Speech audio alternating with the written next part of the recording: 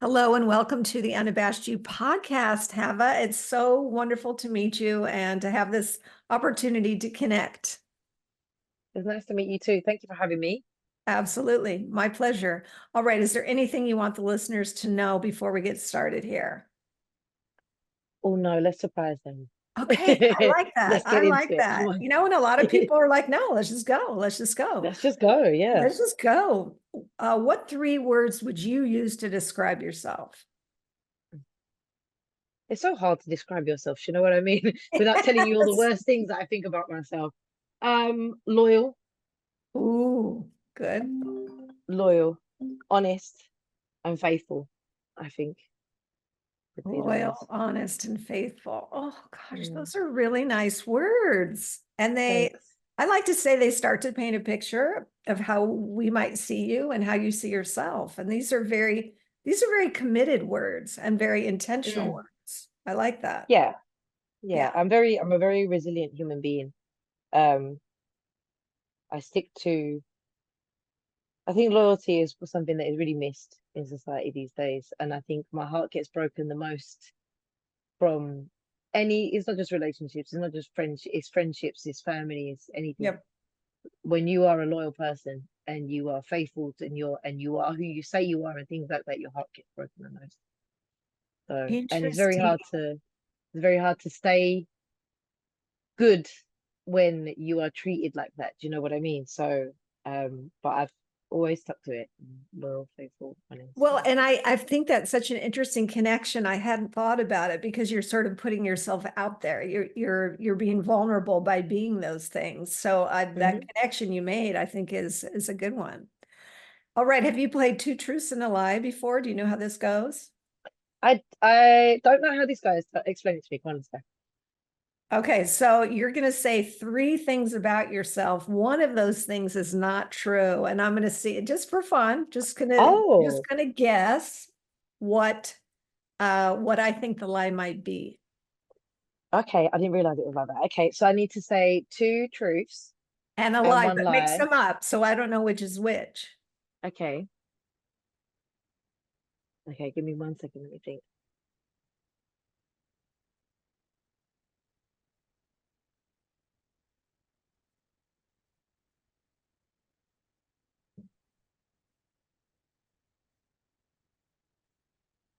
Okay.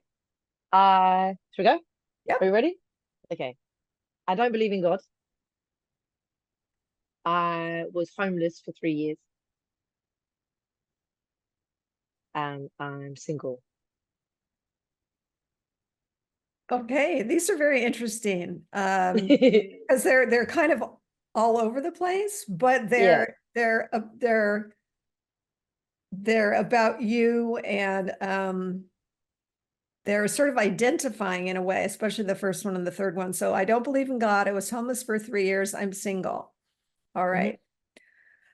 Okay, the interesting one about the being homeless for 3 years is that you used a number. And because you used a number, that it could be 2 years, 1 year, 5 years. So that's tricky right there. You don't believe in God. That I will, if that ends up being true, that will be make for some interesting conversation. And you're single. Huh. Okay, I'm gonna go with I was homeless for 3 years because you used the number, no other reason why, as the lie. How'd I do? You're incorrect.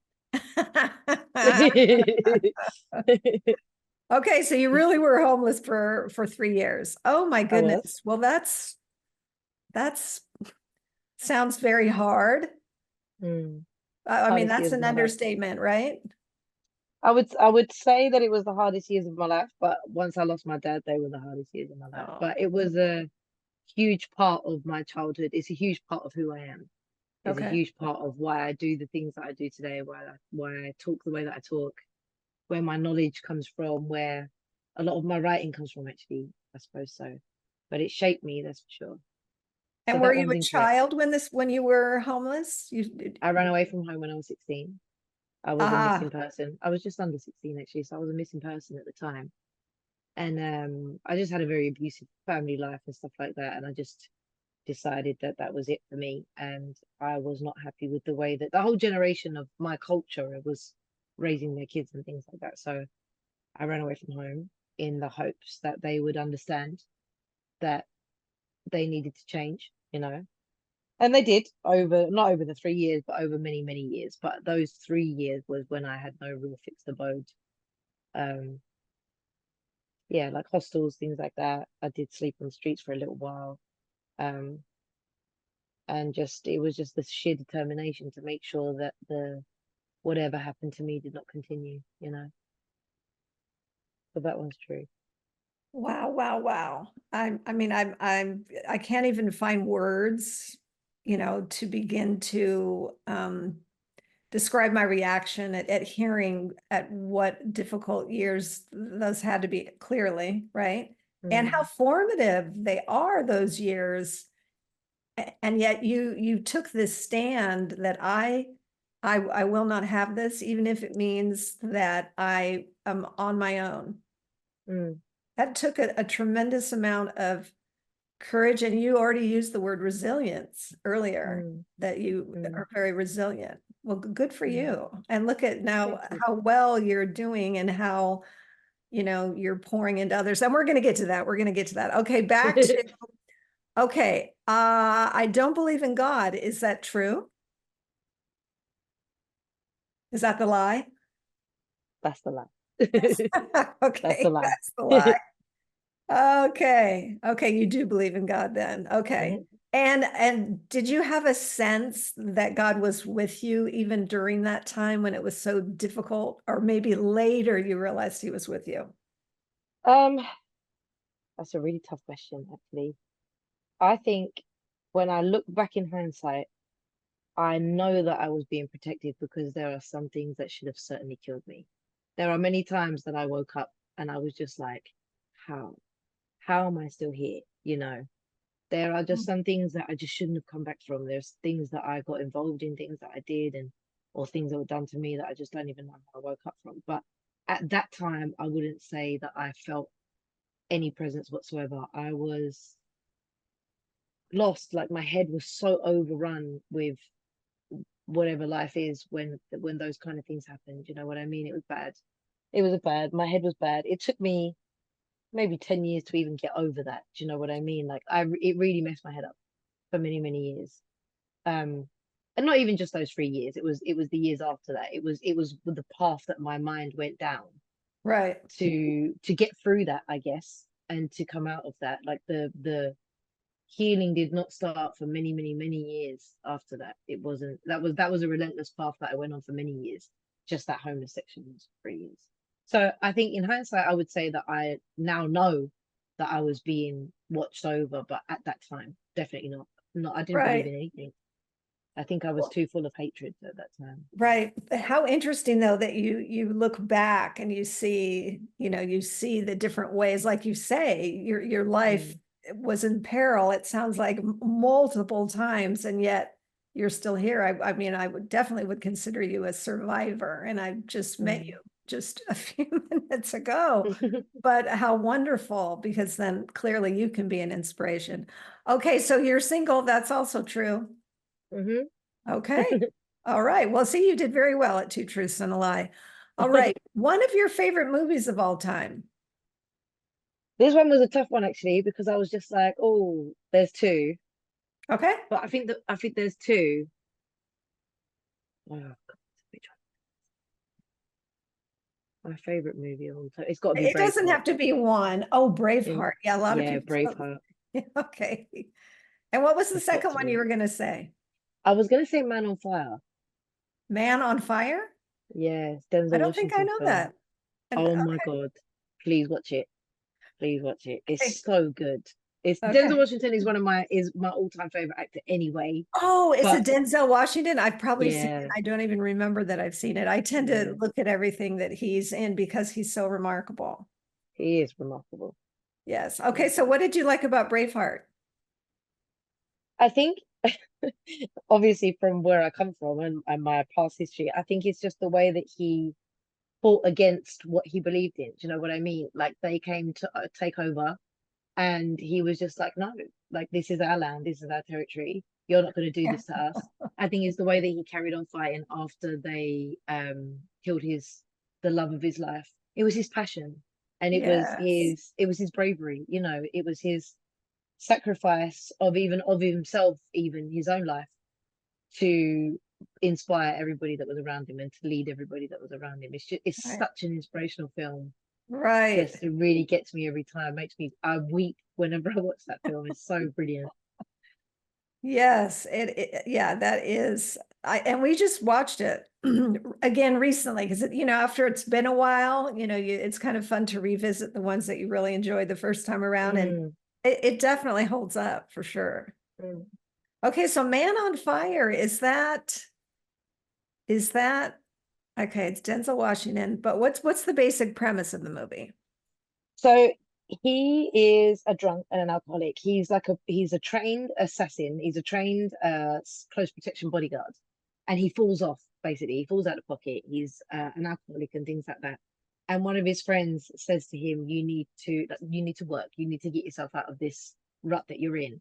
And then there is like this really wealthy Latina family, and their daughter is kidnapped, and he comes and looks after her. He becomes close protection for the mother and the daughter. Okay. And then whilst he's looking after her, she's kidnapped. And then it comes about. I won't tell you like the big reveal, but basically it's his love of her. They create a really close bond. They're so frictional at the beginning, and then like she really breaks him down. Really, really young girl. I think it's Dakota Fanning is the girl, and she's really young in this film, and Yes. she breaks this like really, you know, tough. He's like got a gun to his head every single night. He just hates himself, he hates his life, he hates everything about himself, and she breaks him down. And the way that he finds this love for her kind of softens him so much, and he like lets go of all the things that were destroying him just so that he can take care of her, you know. Wow. And then when she gets kidnapped, it breaks him, and he just becomes this menace to society of, I'm going to get this girl back. And again, he sacrifices his life to save her. So Right. yeah, So both of beautiful your film. stories have a sacrificial element. That's really They interesting. do. Yeah. They do. I didn't realize that myself, Well, but yeah, they do. and there is an element of sacrifice when it comes to love. I mean, I think Mm, there just is.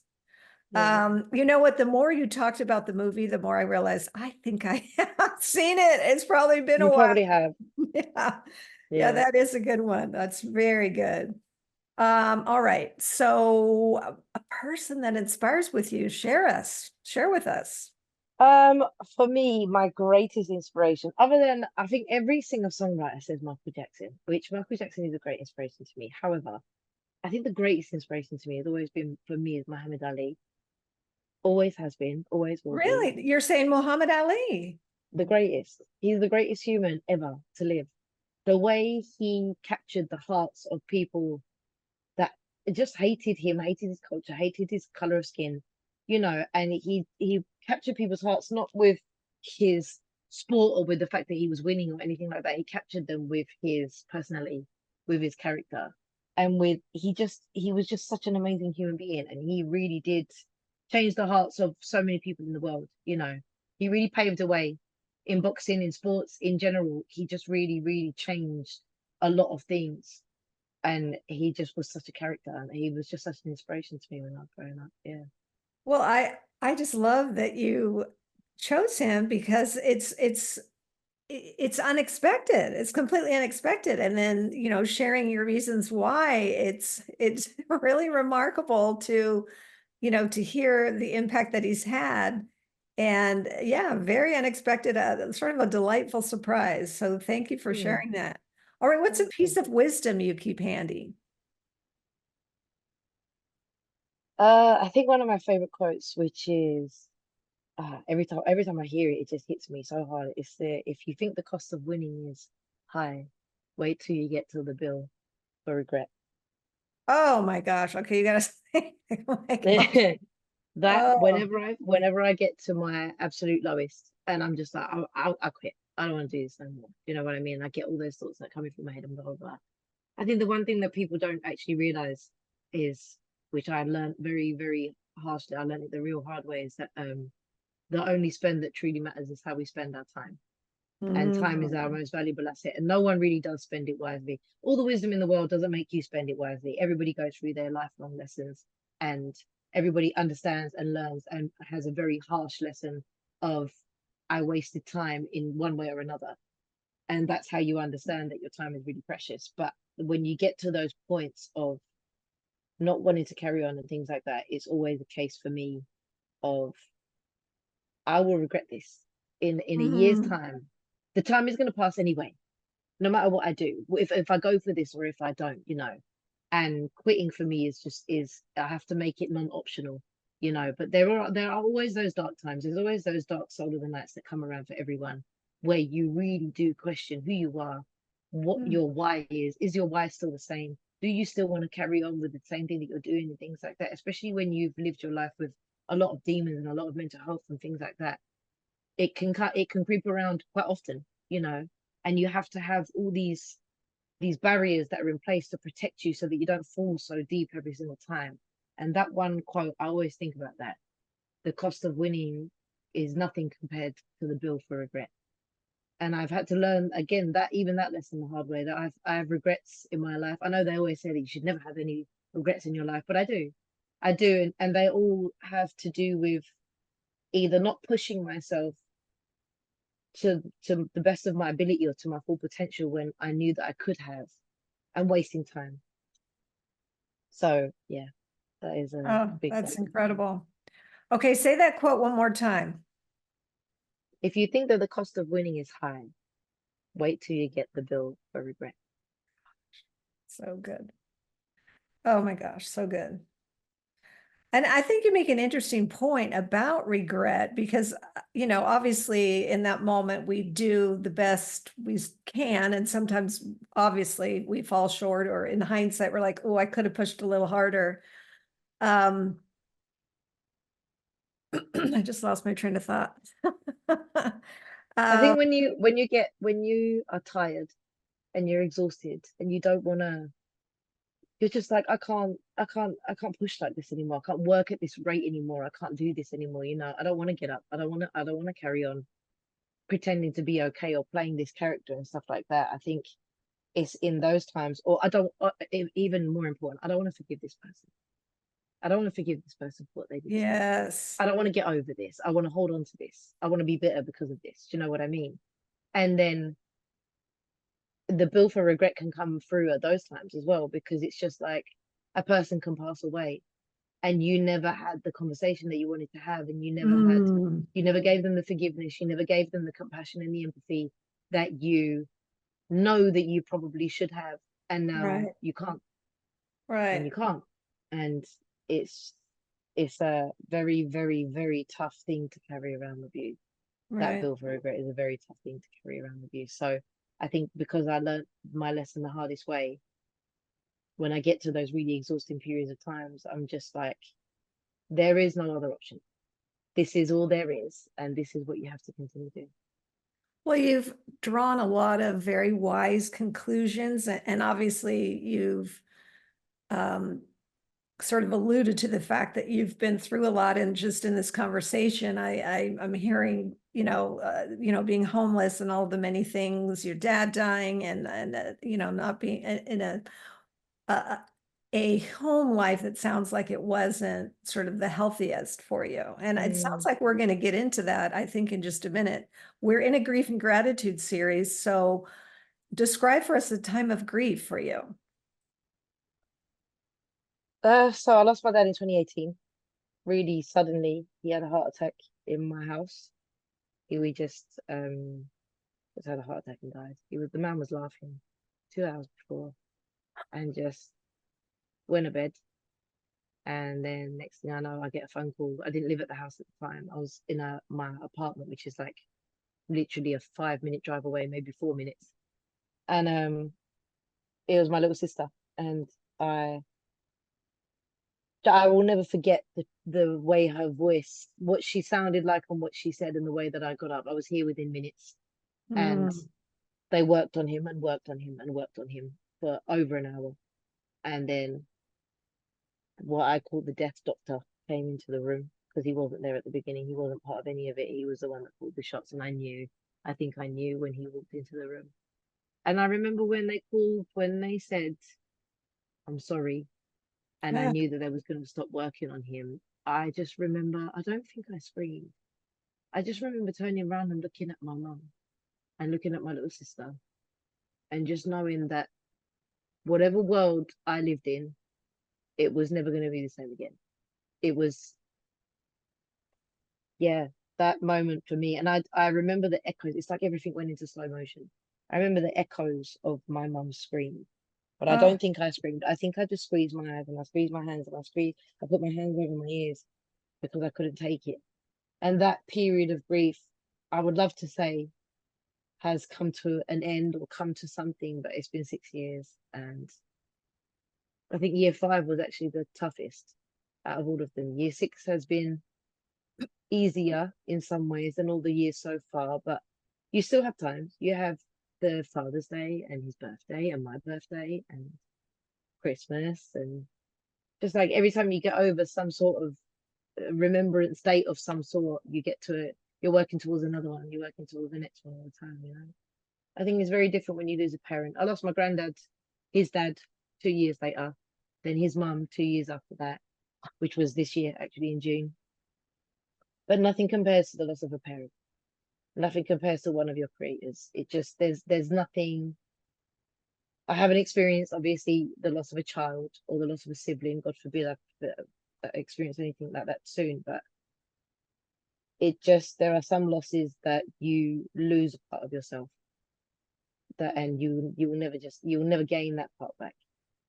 And I think the whole purpose of me starting my social media and going down the path that I went down is because all I could really find was just like people that were talking about, oh, you do get over it. Do you know what I mean? It was always like that further part down the line of you finding happiness after grief. And there was just no one really talking about the real gory, horrible part of it and the blood of it and the sweat of it and the tears of it, you know?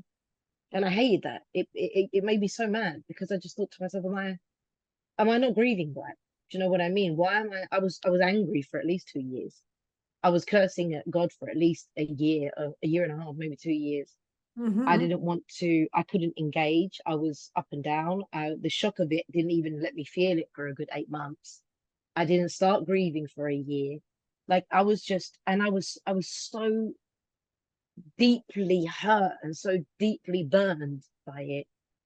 And I couldn't find anyone that was talking about it like that. Do you know what I mean? I was just like, maybe there's something wrong with me. Maybe there's something. And there was obviously the people that really let you down in that time.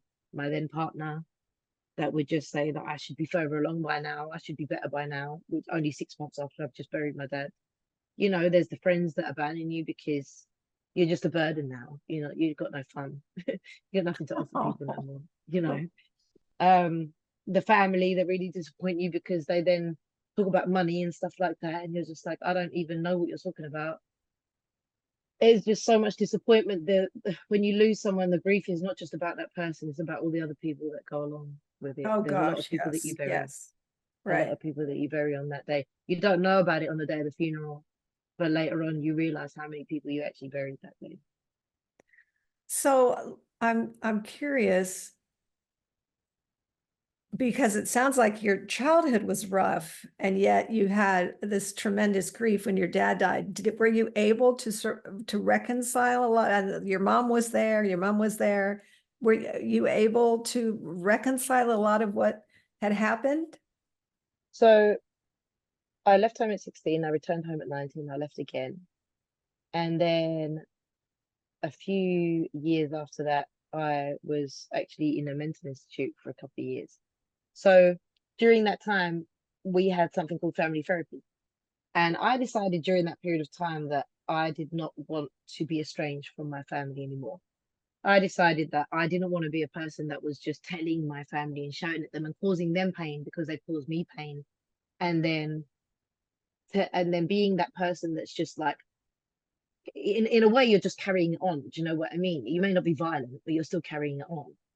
And I just decided that I was going to be a person that wasn't going to scream and shout at my dad to tell him to get him to understand that they were wrong, him and my mum. But it was I wanted to show them that there was a different way. Mm. The way that you know that you were raised and whatever. And really, it was only through family therapy that I had a bit of more of understanding as to why my dad was how he was, just how Ah, he was raised, you know. And you really do have to take time to understand the background of where your parents have come from when they are just passing on violent behaviors and things like that. He was what he one day in family therapy, that man came to family therapy for about a year and he didn't say a word. He would just sit there. My dad was a military man. He was very, very strong, very resilient. He would just sit there. And I used to think he hates me. He hates being here. He doesn't want to be here. One day that oh, man opened his mouth and he talked about what his dad did to him ah, and how he thought that he was just giving us a milder version and that he was doing well by giving us a milder version of what was done to him. And it was then that I started to realize that what I thought was so much hatred within him was actually just him doing what he thought was right.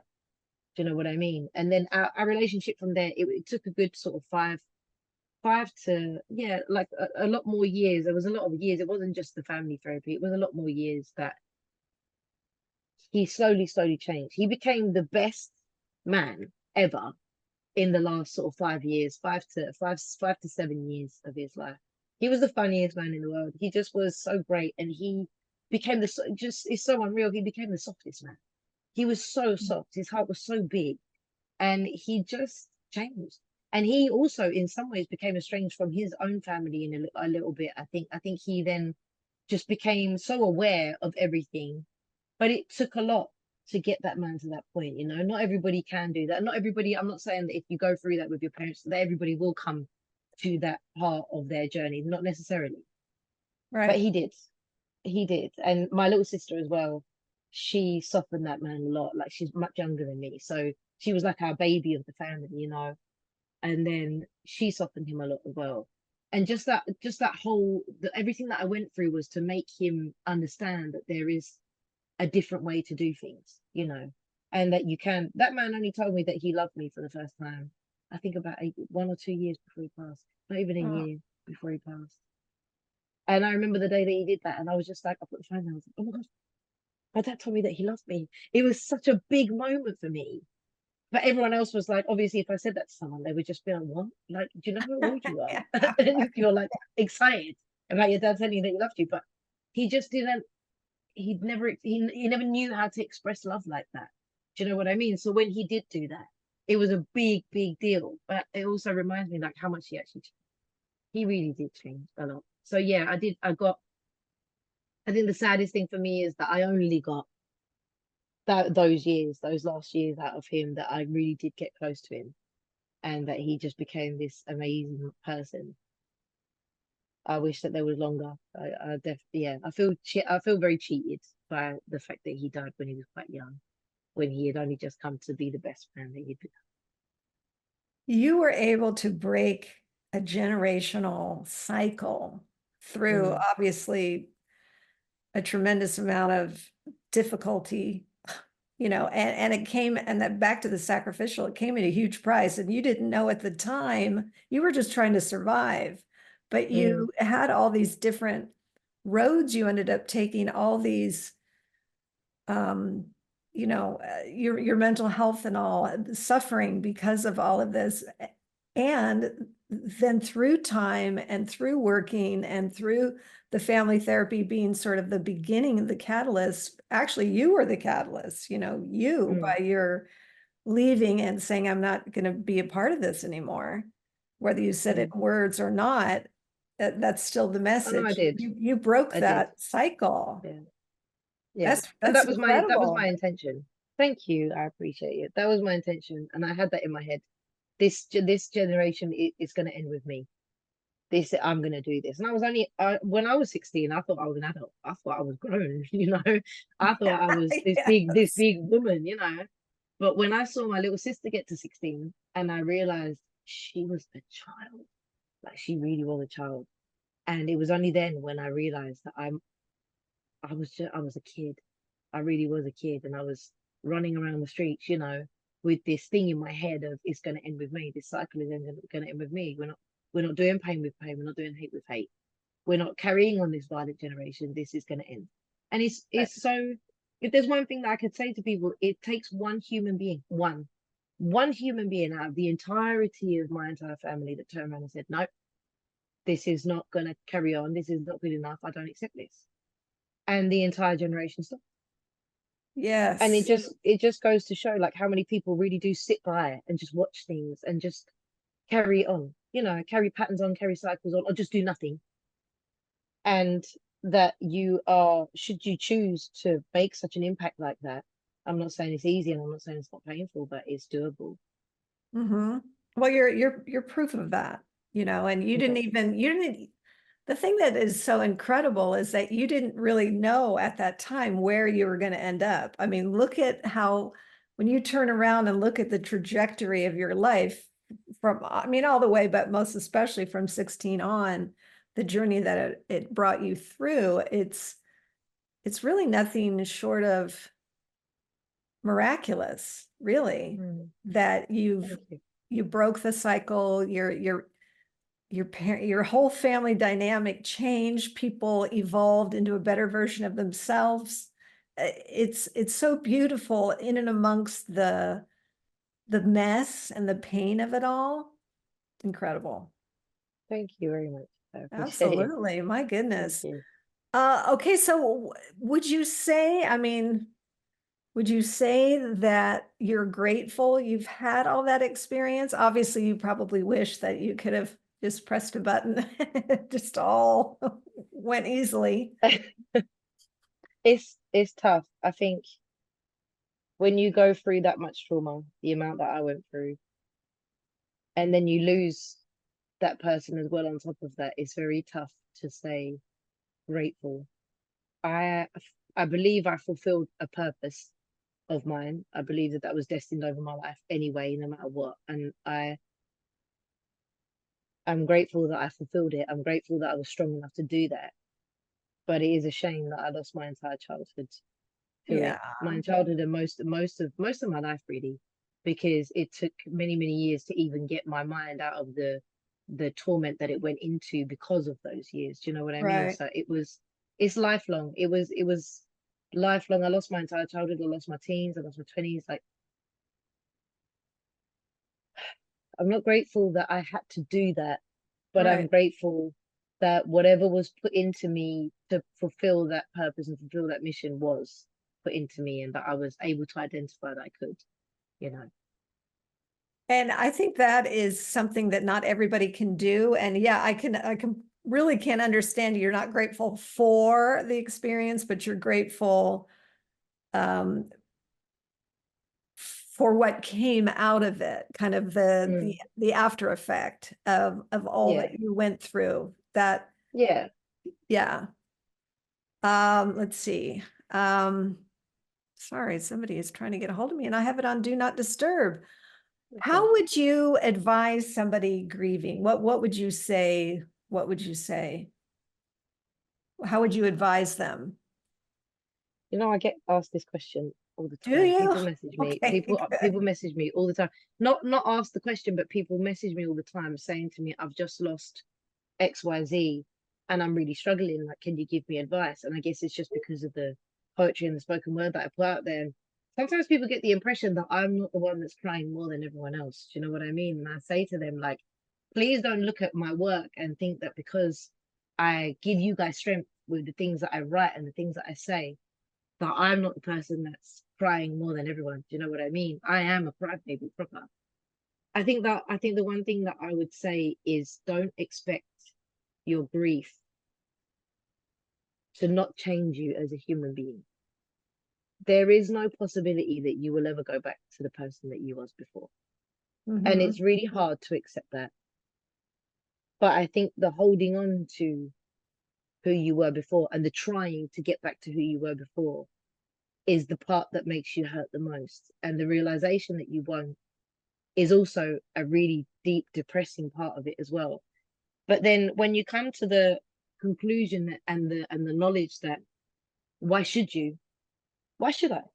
I love this person so much, do you know what I mean? And this person was such a huge part of my life. It's honorable that I will never be the same person again because I can't be the same person again, not without that person. I can create someone else. I can get to another version of myself. And in some ways, the person that I have become mentally now is my favorite person of all time. I wish I was this person so many years ago. Do you know what I mean? This is my favorite person. I am my favorite version of myself. But it didn't come without all of the loss and all the grief and all the pain. I wouldn't ever tell anyone that there's a silver lining. I wouldn't ever tell anyone that it gets easier with time, that time is a healer. I think that's one of the worst pieces of advice that I ever was given. Time is a healer. Time is not a healer at all. I have watched people, even people in my family, go through 5, 6 years and get worse, even worse and even worse and even worse, because they choose not to do any healing within the time that they've been given. Right. You are given the time. It's what you choose to do within the time that you're given as to whether you will heal or not. You are the healer. You will heal yourself over time. But time is not the healer. Please don't expect that you will just sort of lay around within your grief and hold on to the bitterness and the anger and stuff like that, and that you'll just get better Mhm. over time. You don't. And I think you have to just be really patient with yourself. There's people that message me after 6 months of losing someone and say to me, I'm really struggling. I don't know if I can go back to work. Like, I just feel like I should be doing this and I should be doing that and I should be doing that by now. It's 6 months. 6 months after losing somebody that you absolutely cherish so much, you know? And like I said, I didn't even grieve for a year. I woke up in the middle of the night one night after a year, and the shock, the way that it hit me, and I just completely fell apart. And I Mhm. had this realization that my dad has passed away. He's dead. He's gone. And it completely shattered my entire existence. And it was the second and third year that I did that whole screaming in my pillow, laying in my bed, and the whole day is passing and I'm not even getting up out of my bed. Do you know what I mean? It was Right. very, very delayed in my experience. I think the way that he passed, because it was such a shock, it's like my mind wouldn't allow me to process it because I think it was too much. I think it would have destroyed, it would have actually, I wouldn't have repaired myself in any way, shape, or form if my mind had allowed that amount of pain to hit me in one go. Right. So it's like your mind is protecting you in some way. Yes, I was thinking the same thing as you were saying that. It was a kind of yeah, protection and a survival. I mean, there's that Mm, part of you that will do whatever is necessary to survive, mm, typically. Now, of course, not mm. always. How would you what kind of advice would you give in terms of practicing gratitude? And obviously the loss of your dad has really shaped you in so many ways. And I know that you're very grateful for the changes that he made as a person, as a dad. How would you help? How would you advise somebody to practice that gratitude, to look for ways to be grateful? I think for me, the most important thing that I've taught myself is my morning routine, which is the first things that I do when I wake up in the morning before I open my eyes. I always pray, and I never used to do that. I pray and I talk to myself about the things that I am grateful for that I have now that I didn't have before. And like affirmations, I say what I want, I say who I am, I say where I've come from and things like that. And it's really important that I do these things before I even open my eyes. Before I pick up that phone and look at social media, any of that stuff, it all has to come second. Those things that you feed yourself in your mind, they take practice. And they're not just, oh, I do it every now and then. It's not like that. Not for me anyway. Maybe some people can, but it's not like that for me. I have too many demons in my head. The routine has to be strong. It has to be strict and it has to be strong. And it has to be something that I stick to all the time. Gratitude for people that, especially people that have suffer with depression, manic depression, a lot of bouts of sadness, grief, things like that, is very tough for you to even think and comprehend what you might be grateful for in this moment because you feel so cheated, so angry, so just venomous towards the world for what has been stolen and taken away from you. But you start with the little things. I think the things that I used to start with was I'm grateful. Like I would stand next to my heater. We call it a heater. I think you guys, I don't know what you call it. You call it like the heating system in your house. Yeah, heater. You call it a heater. Okay. So Yes. I used to, if the heating came on when it was really cold during the winter, I would stand next to the heater and say, I'm so grateful. that I get to feel this heat in right now. Oh my God, this is like such an amazing feeling. I brush my teeth, and when I'm brushing my teeth, I would say I'm so grateful that I have toothpaste and that I can brush my teeth and that I can have clean Yes. teeth. Do you know what I mean? They were the smallest, tiniest little things that I could actually get my mind to wrap around. That Yes. those are reality things that I'm grateful for. If you try and go to the big things straight away, you know, like the big economical things and the big worldly things, then Right. you're just going to fail because it's too big, it's too far It's ahead, it's yes, too yes. overwhelming, you know. So Exactly. start with the little things and Start practice with the those little first. things. That is Yeah. excellent advice. Is there anything that you didn't get to say that you want to say as we wrap up? And then I'm going to ask, where everybody can find you. I think there's one thing, the one message that I would just love to get across to people is just that the people that you watch the most and the things that you see that they're doing and things that you see that they're achieving and you think, oh my God, that's such an inspiration. There is no light that comes from people that you feel, if you watch me and you feel light, that you must know that that's come from the darkest places. They come from the darkest places. And if anybody that you watch and you are inspired by can do something, you can commit to. Don't ever tell yourself that you can't do something. Anything is possible. You are capable. If I can do something, I'm just some British girl from Chatham in Kent. Do you know what I mean? I'm no one. I'm no one. And I've been in through the darkest things. If I can turn my life around, so can you. Yes, that's absolutely true. And I think more people need to believe that. Where can people find you? So I'm Havva official, literally on everything. So HAVVA is how you spell my name, and then the word official afterwards. So Insta, TikTok. I've just released a book with all my poetry and spoken word. It's called A Voice, and the links are all in my bios of my social media. So It's YouTube, called Insta, TikTok, it's called a voice. A Voice. Yeah, it's called Turning Beautiful. Pain into Power. Yeah, so it's just like because that's really what I did. I took all my pain and all my grief, and then I started writing poetry about it. Not that I didn't write poetry before, I did, but it just obviously wasn't ever about the same things.